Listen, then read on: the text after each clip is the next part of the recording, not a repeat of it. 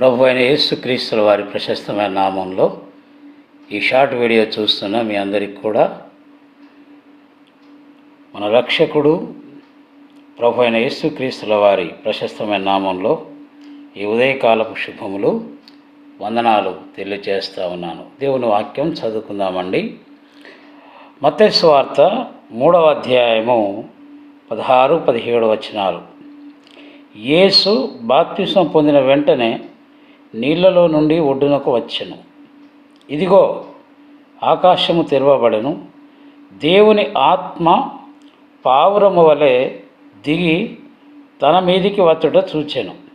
మరియు ఇదిగో ఈయనే నా ప్రియకుమారుడు, ఈయన యందు నేను ఆనందించుచున్నానని ఒక శబ్దము ఆకాశము నుండి వచ్చెను.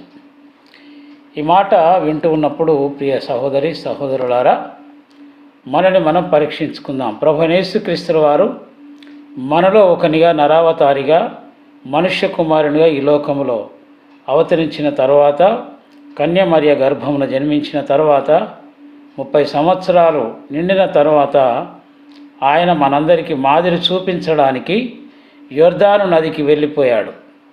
అక్కడ నీటిలో బాప్తిసం ఇచ్చే యోహాను ద్వారా బాప్తిసం పొందిన తర్వాత ఆయన నీటిలో నుండి ఒడ్డు మీదికి వచ్చిన సందర్భం ఇక్కడ మనము చూస్తూ ఉన్నాం.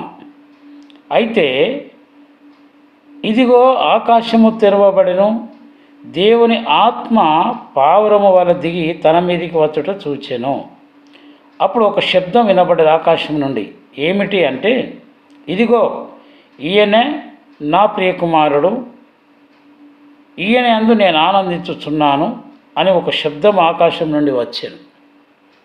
ప్రియ సోదరి సోదరుడా, ఈ దినం నిన్ను నన్ను చూస్తున్నప్పుడు ఆ పరలోకపు తండ్రి ఈ రీతిగా చెప్పగలిగేటువంటి పవిత్రమైన పరిపూర్ణమైన జీవితం మనము కలిగి ఉన్నామా? ఒకటి, ఈయనే నా ప్రియకుమారుడు అన్నాడు.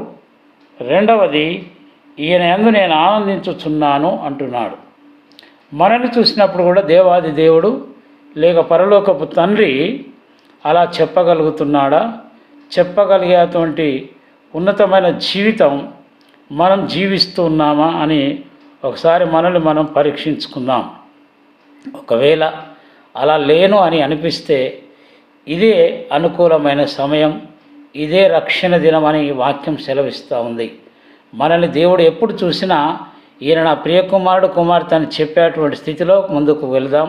ఆ రీతిగా